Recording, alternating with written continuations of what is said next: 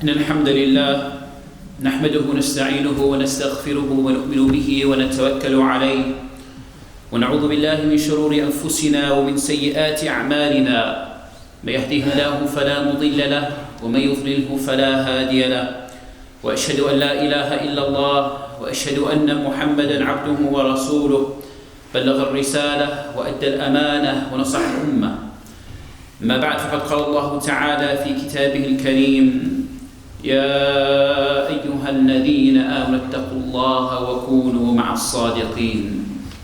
أما بعد. Allah subhanahu wa ta'ala Jalla wa ala, He says in His book, O you who believe, be conscious of your Lord, be conscious of Allah subhanahu wa ta'ala, and be with those that are truthful. Allah subhanahu wa ta'ala in the Quran, He tells us about stories. He gives us stories of those people that came before us. And these stories in the Quran are not just stories. They're not just stories that we hear and move on. These stories in the Quran are there as a lesson, are there for us to understand how to live our lives. The story that Allah subhanahu wa ta'ala repeats most in the Quran is not the story of the Prophet sallallahu alayhi wa sallam, or the story of Nuh, or the story of Ibrahim, the father of the Prophets alayhi salam. Rather, it's the story of Musa and Pharaoh.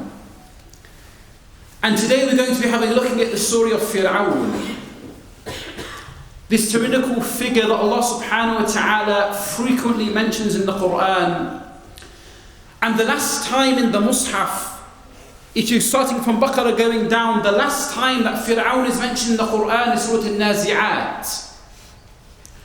And after Allah subhanahu wa ta'ala mentions the last mention of Pharaoh, He says Jalla wa ala, إِنَّ فِي ذَلِكَ لَعِبْرَةً لِمَنْ يَخْشَى. He says, indeed in that is a lesson. There's an ibrah. There's a life lesson to learn for those who have khashiyah, for those who are conscious of their Lord. So today we're going to have a look at this person, who is Pharaoh? What did Pharaoh do?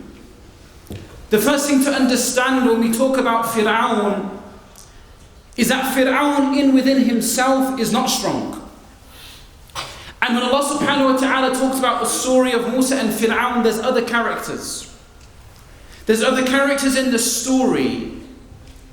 Pharaoh within himself is not strong, but he has these people around him to give him that strength, like the Malak.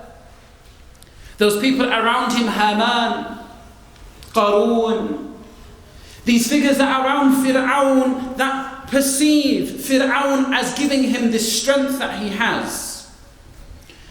And when we learn about Pharaoh, know that there's lessons for us in today's day and time and times that come after, so that when we see the tyrannical figures that follow in the footsteps of Pharaoh, we realize this has happened to people before us. And Allah subhanahu wa ta'ala has dealt with tyrants before. What were the tactics of Pharaoh? What did Pharaoh do? The first tactic of Pharaoh is when somebody addresses him with regards to the oppression that he did.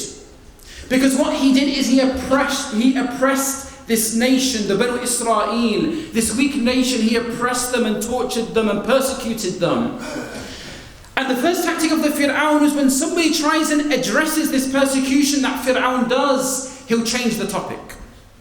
Allah subhanahu wa ta'ala talks about Musa alayhi salam when he goes to Pharaoh and he says, أَنْ أَرْسِلْ مَعَيَ بَنِي إِسْرَائِيل.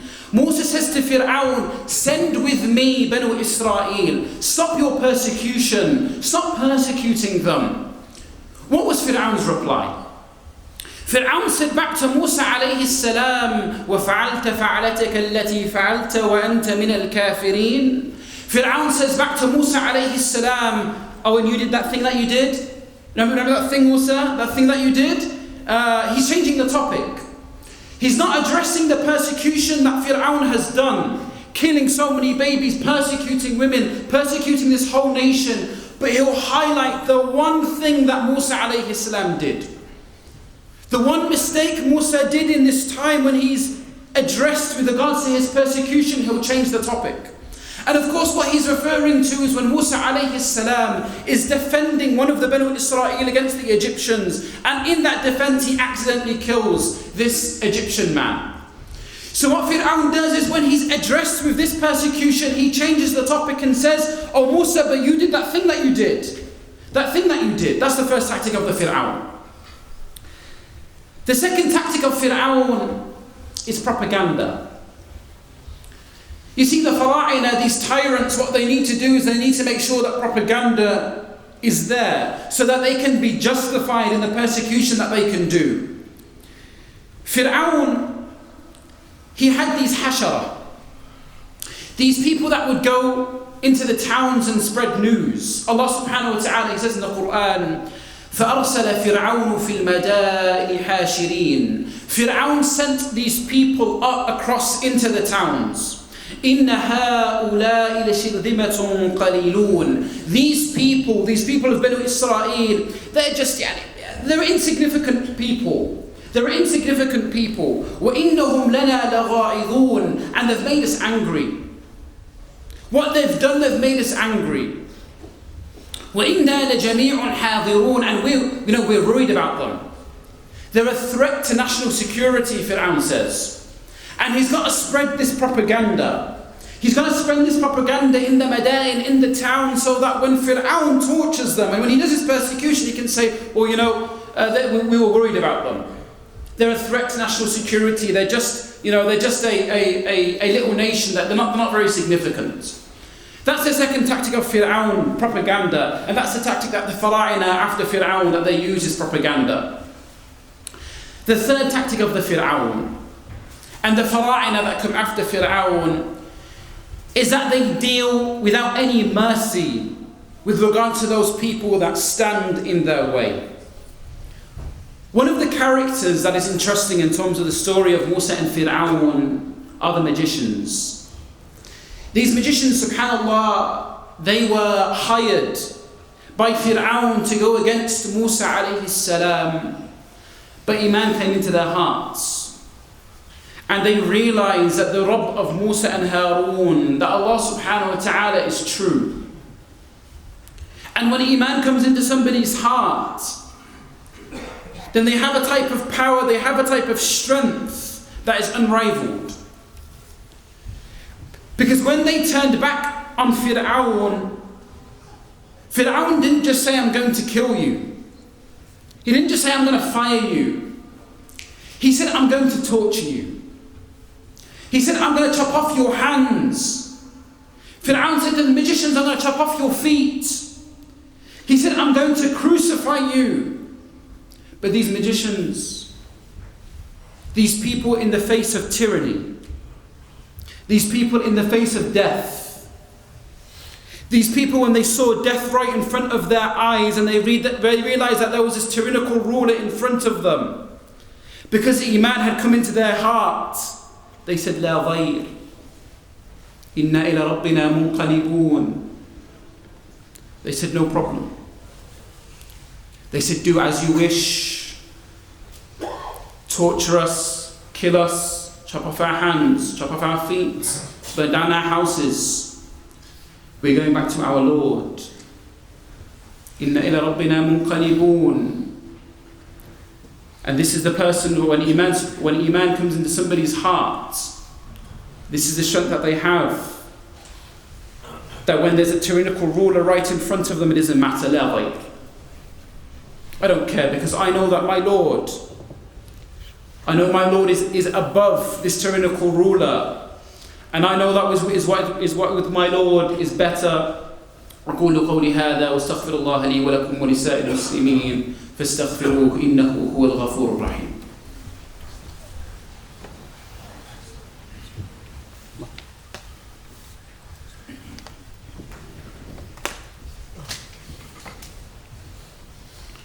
بسم الله الرحمن الرحيم.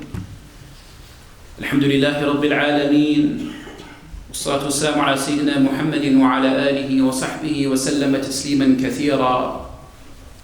When we hear about the people of Banu Israel and the persecution that they went with regards to Fir'aun, we sometimes think, what was Musa's response? How did Musa advise his people? Because we need that advice. Wallahi, we need that advice. Allah subhanahu wa ta'ala preserves it in the Quran. He preserves the advice that Musa alayhi salam gave to his people after the persecution of Fir'aun.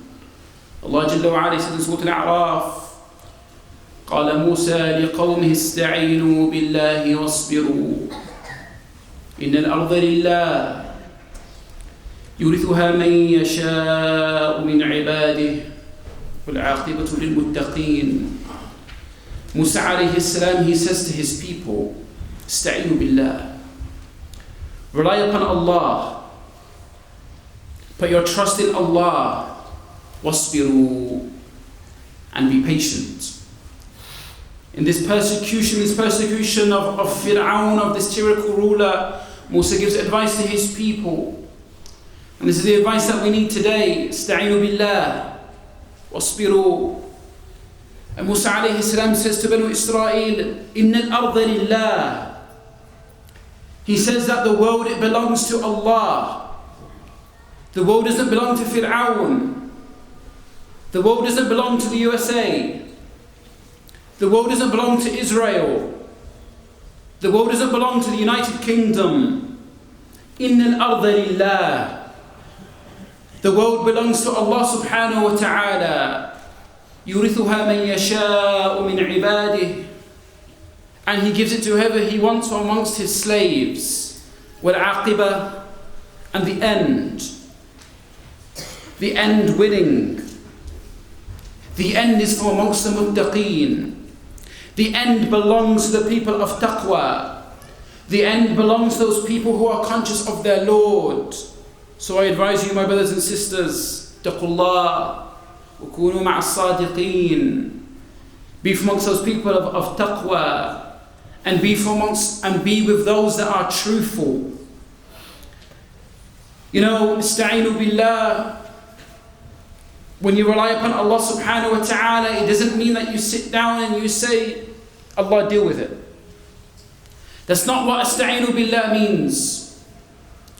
Relying upon Allah subhanahu wa ta'ala is two different things that you need to do when you rely upon Allah. One is you make the effort, and the other is that you realize that with Allah becomes a success. But you need to make that step. Because Allah subhanahu wa ta'ala in the story of Musa, He criticizes Banu Israel when they said to Musa, اذهب أنت وربك. You and your Lord go and deal with this, and we'll just sit here. That's not the approach of a believer.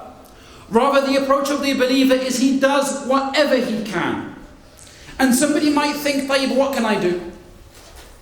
What can I do when Fir'aun is there? What can I do when the tyrannical rulers? I advise you, my brothers and sisters, as the Prophet sallallahu alaihi wasallam advised his companions, لا تحقرن من المعروف شيئا.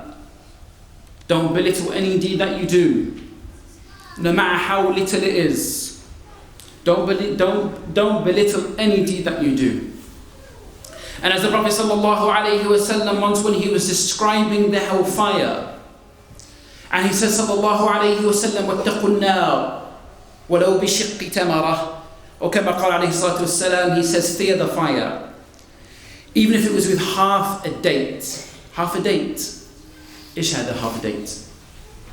Does half a date feed one person's hunger? لا والله. But Allah subhanahu wa ta'ala, He's not looking at the result in terms of what you can do. He's looking about the effort that you put in. So I say to all of you, fear the fire. Fear the fire with the dates that you have. And be with amongst those who are the truthful. اللهم اغفر للمؤمنين والمؤمنات والمسلمين والمسلمات الأحياء منهم والأموات. اللهم انصر إخوان المستضعفين في غزة. اللهم انصرهم نصرا عزيزا يا رب العالمين. اللهم اغفر لهم وارحمهم يا رب العالمين. اللهم إنا نسألك جنة الفردوس وما قرب إليها من قول أو عمل، ونعوذ بك من النار وما قرب إليها من قول أو عمل. عباد الله رحمكم الله، إن الله يأمر بالعدل والإحسان وإيتاء ذي القربى وينهى عن الفحشاء والمنكر والبغي يعظكم لعلكم تذكرون فاذكروا الله يذكركم واشكروا على نعمه يزدكم وقوموا إلى صلاتكم يرحمكم الله.